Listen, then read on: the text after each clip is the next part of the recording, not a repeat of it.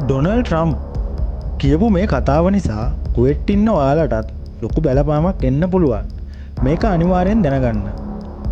Donald Trump පසුගිය දවසක කියලා තියෙන්නේ මැද පෙරදිග ප්‍රදේශයේ යුද්ධ තත්ත්වය අවසන් කරන්න ඉතා සමීප වෙලා තියෙනවා කියලා. ඒත් එක්කම ඔහු කියනවා ඉරානයේ යුද හැකියාව අඩු කිරීම, ආරක්ෂක පද්ධති දුර්වල කිරීම වගේ තීරණත් ගැනෙනවා කියලා. මෙවැනි තත්ත්වයක් ආවොත් මැද පෙරදිග රටවල් විශේෂයෙන්ම කුවෙට් වගේ රටවල සිකියුරිටි වැඩි වෙන්න පුළුවන්. ඒ වගේම ෆ්ලයිට්, ට්‍රැවල්, වීසා වගේ දේවල් වලත් වෙනස්කම් වෙන්න ඉඩ තියෙනවා. සමහර වෙලාවට ඉමර්ජන්සි ඇලර්ට් සිස්ටම් වගේ දේවල් වැඩි වෙන්නත් පුළුවන්. ඒ කියන්නේ ඔයාලා මේ වෙලාවේ අප්ඩේට් එකේම ඉන්න එක තමයි වැදගත්. මේ වීඩියෝ එක හොඳ නම් තවත් කෙනෙක්ට බලන්න ෂෙයා කරන්න. මගේ channel එකට අලුත් කෙනෙක් නම් channel එක subscribe කරන්න.